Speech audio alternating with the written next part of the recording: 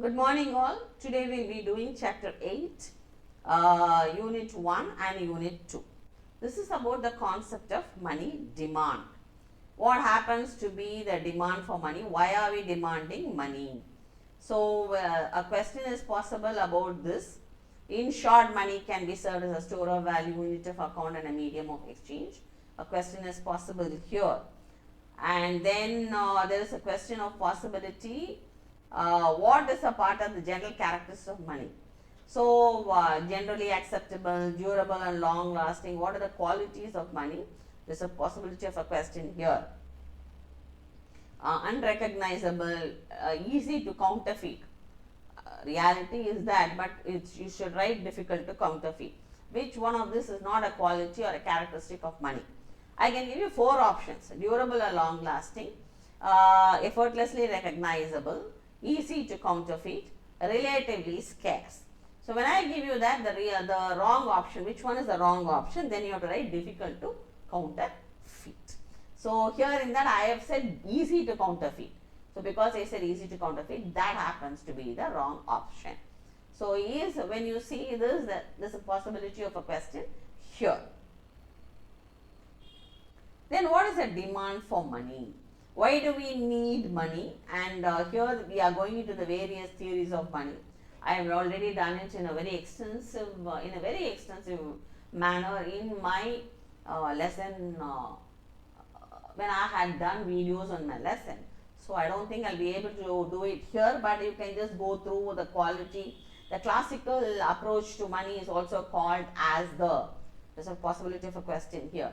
The quantity theory of money, the quantum theory of money, the quality theory of money, the derivative theory of money. If I am giving you these 4 options, then you have to write the quantity theory of money. 3 options are wrong, 1 option is right. So, the classical approach is actually called as a quantity theory of money, or they might give a question on it was first propounded by. You can give any answer right from Milton Friedman to Irving Fisher. To where they may give you different options, wrong names. The answer is Irving Fisher of Yale University in his book The Purchasing. You may not have to go through the book, but whom was the classical approach, the quantity of theory of money, first propounded by? Please memorize these names. So, please memorize this equation also. MV is equal to PT. So, MV plus M slash V dash is equal to PT. Of course, it is already explained. So, here V happens to be, what does a V stand for? They might give you a problem in this. I can give you the P, I can give you the T, I can give you the M or the V, and then I might ask you to calculate, or I will give you the M, V and or I will give you the P and T and M, you have to calculate the V. So, all this has to happen. So, you might get a sum here. Okay. The Cambridge approach is also known as a cash balance approach. It is a different approach to the quantity theory of money. Here again, if you see whether it is the classical theory approach or the Cambridge approach, we deal with only one thing, that happens to be the transaction motive. I am only having money to used for transactions. So, this is your approach. So, the Cambridge approach was introduced by Alfred Marshall, A.C. Pijau, D.H. Robertson and I might give you 4 options. Like I can give you Irving Fisher, I can give you Keynes, John Maynard Keynes, and I can give you wrong names, Milton Friedman, I can give you Bowman and Tobin, just Tobin, whatever wrong option. The 4th person who was involved in the development of the Cambridge approach is John Maynard Keynes.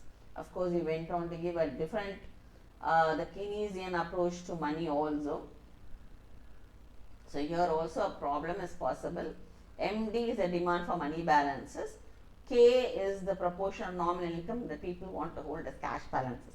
When I say nominal income, it is not adjusted for inflation. PY is nominal income itself, and P happens to be the average price level of currently produced goods and services. So, K into P. So, when you see this, you would have to understand. So, the Cambridge K. is called as you can write, they might ask a question on Cambridge K. The K in the above equation is called Cambridge K, Yale K, Harvard K, Oxford K, whatever. Cambridge K is the right answer. The whole thing is called the Cambridge approach to the theory of money. I am giving you only the various questions, the possibility. So, the Keynesian theory of demand for money. The precautionary motive, transactions motive, speculative motive is very simple. Transaction motive is when I need cash for current transactions, personal or business. Precautionary motive is basically saving for a rainy day. Speculative motive is sow today, reap later. It is more for a futuristic approach. So, the Keynes did not consider the transaction balances being affected only by interest rates. Because I am not going in depth, this is only a thing on what comes. So, they might ask you a question on the Keynesian approach, the three motives that come up. So, they might ask which does not belong, and they might give you a wrong option, or they might ask you on this also, LR is equal to K into Y. K is the ratio of earnings which is kept for transaction purposes. Y is the earnings. How much of money will I keep for transaction? How much will I keep it for a rainy day? How much will I keep it for a speculation? So, when I divide my money itself, that is how I will divide it. He has given three motives. Whereas the classical approach and the Cambridge approach decided with only one, he has gone into many more. So, there is a thing here when you, this question is possible. Then the speculative demand for money. Here, if wealth holders consider the current rate of interest is high to the critical normal or critical rate of interest, what will I get in future? The normal or the critical, the expectations are there. To the normal or the critical rate of interest, they expect a fall in the interest rate, rise in the bond prices. So, it works in an different approach. At a high current rate of interest, they will convert the cash balances into bonds. Why? They can earn higher rate of return on bonds. They expect capital gains resulting from a rise in bond prices consequent upon it. There is going to be a fall in the market rate of interest in future. So, that is why I will sell. So, here converse is it's not directly proportional, it's inversely proportional. So, directly proportional is if rises, this also rises. No, inversely is when this rises, this will fall. So, this is an inversely proportional relationship here. So, please be prepared for that. When it comes to the speculative, there is a question possibility in liquidity trap. So, what is a liquidity trap? Liquidity trap is when they do so because of the fear of adverse events like deflation, war. Monetary policy carried out by the open market operations has no effect on the interest rate or the level of income. In a liquidity trap, the monetary policy is powerless to affect the interest rate. It will not stimulate the economic growth at all. It does not increase the interest rate. So, there is a liquidity trap at short term zero price rate. So, here on liquidity trap a question is really possible.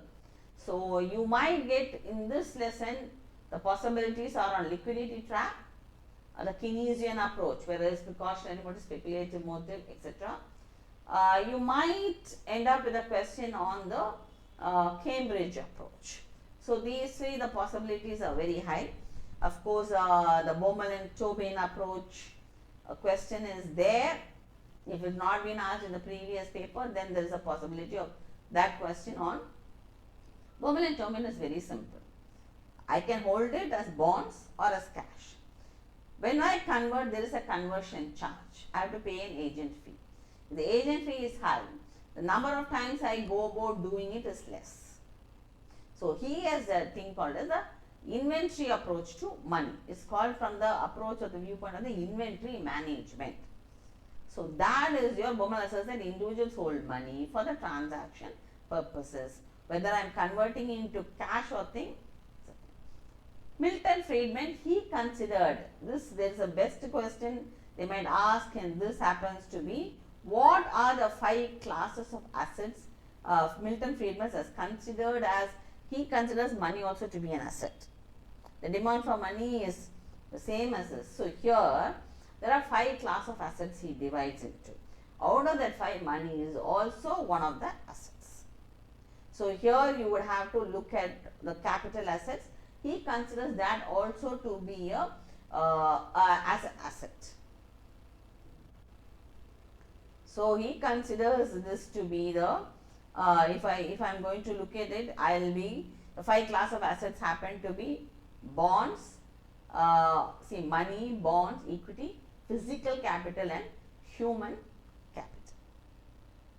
So physical capital is your buildings and things like that. Human capital are the employees in a firm. They are the asset for the organization. So you have money, bonds, equity, physical capital and human capital. So see, this possibility is there for a question on the what are the 5 which one was not considered as a part of the 5 classes of assets of Milton Friedman theory. So here the 5 class assets happen to be, he might say money, bonds, equity, or he might give you physical capital, human capital, bonds, gold. Gold does not belong.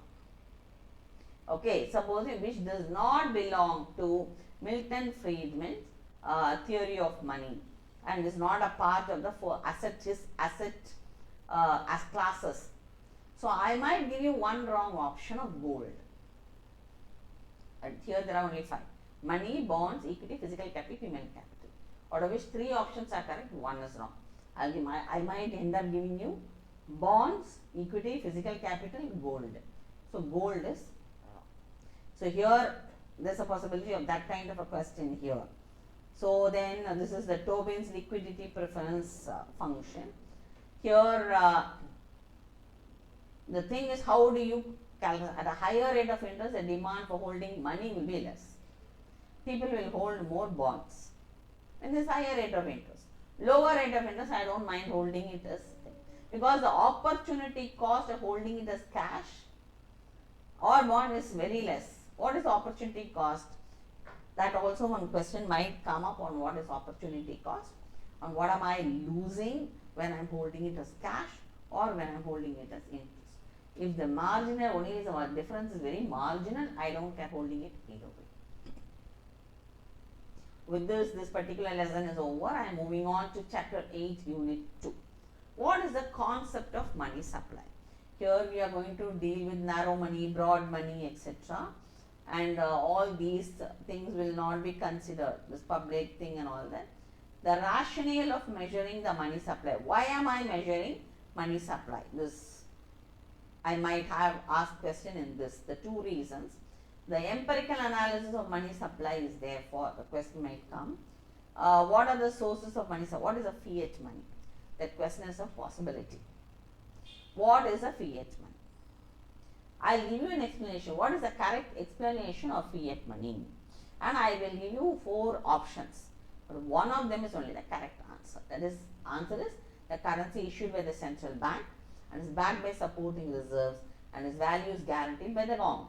I can slightly twist this and say the currency issued by the central bank is backed by and not backed by supporting reserves, and its value is guaranteed by the government, or its value is guaranteed by the people. Something I will shift.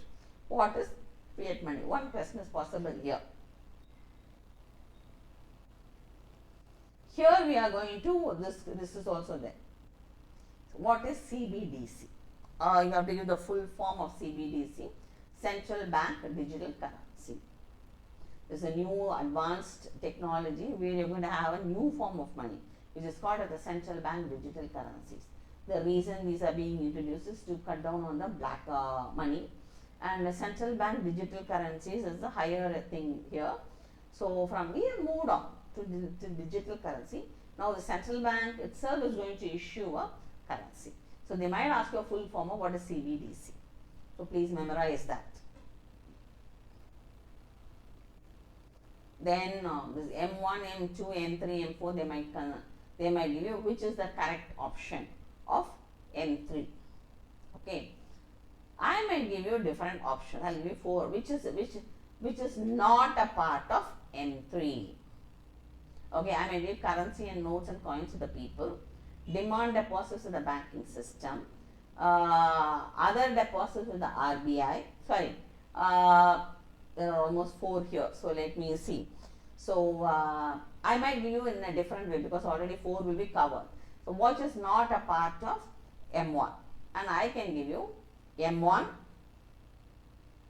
okay, M1 plus savings deposits with post office savings banks, M1 plus time deposits with the banking system, which is the wrong option if I ask you.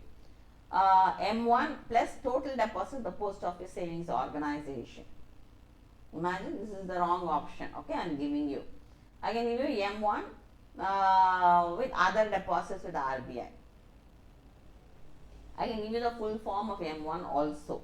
If I do that, then what is the wrong option is M1 plus total deposits with the post office savings organization. So what is included in M3 is M1 plus the time deposit of the banking system. So 3 options are right, 1 option happens to be wrong. So here I might give you M1 plus the savings deposits the post office banks, M1 plus time deposits with the banking system. So supposing I am giving you the wrong option, it can be currency notes and coins to the people, demand deposits the banking system, other deposits to the RBI, and time deposits to the banking system. If I give you 4, out of this 4, which is the correct option? Then you have to pick it out. So here I can give you M1 plus time deposits. What are the difference between savings deposits and time deposits? Saving deposits happen to be with the post office savings banks. But M1 plus time deposit banking system is there. It's more of a, it's not easily circulating. So M1, M2, M3, M4. I can give you the 3 right options and 1 wrong option. So I can say what is included in M3, and I can include all that is there in M1. Okay, I can give you an option. What is included in M3?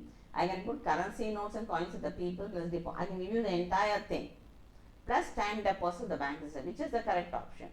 So all the 3 plus time deposit bank system. I can give all the 3 plus total deposits with the post office savings organization. I can give all 3 plus national savings certificates. I can give you all the 3 plus out of the option, the correct one is M1. That is all the 3 options plus the time deposits in the banking system. That is one the nth. So I can ask you a question based on that. The redo pannadhu better. So please go ahead and redo or revise on these concepts. So determinants of the concept of money multiplier.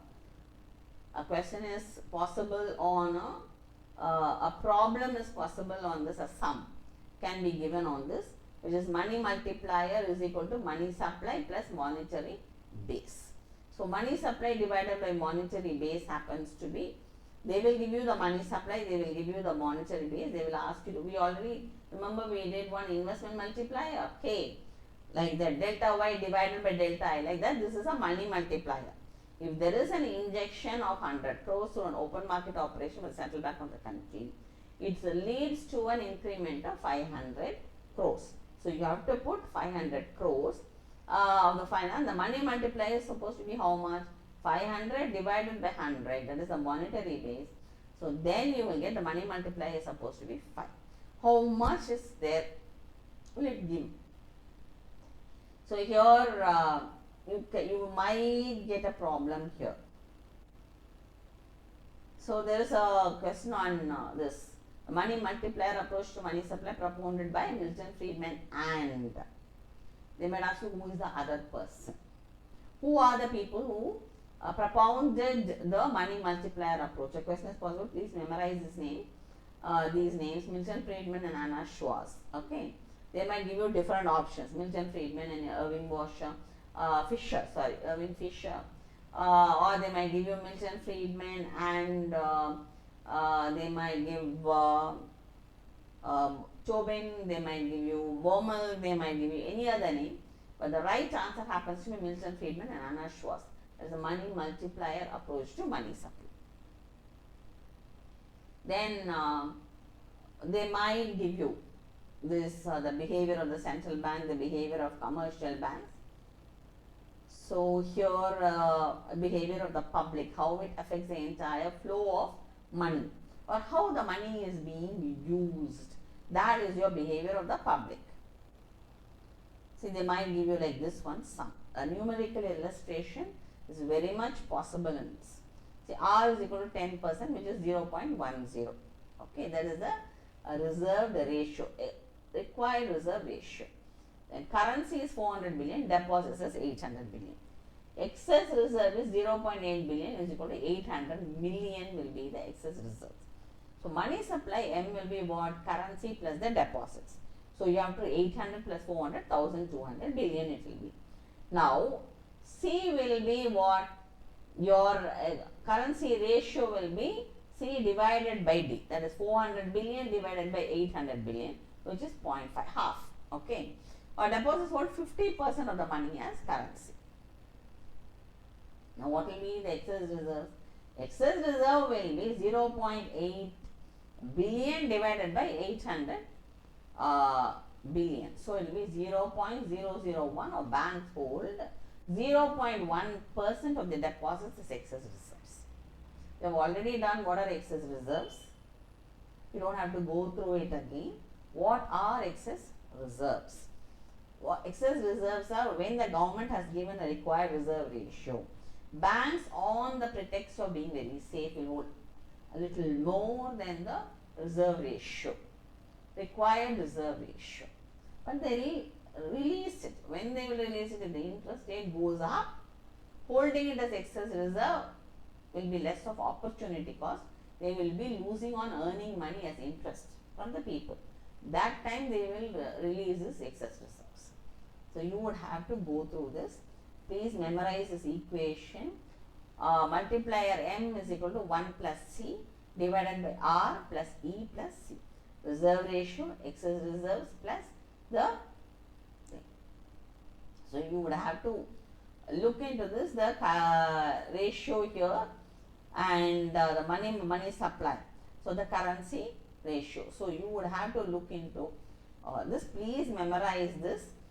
And money supply M, they might ask from this 1 plus C divided by R plus E plus C into H. This is the high powered money. Supply M, money supply M will depend on this. Please, excess the money multiplier M is expressed as 1 plus C divided by R plus E plus C.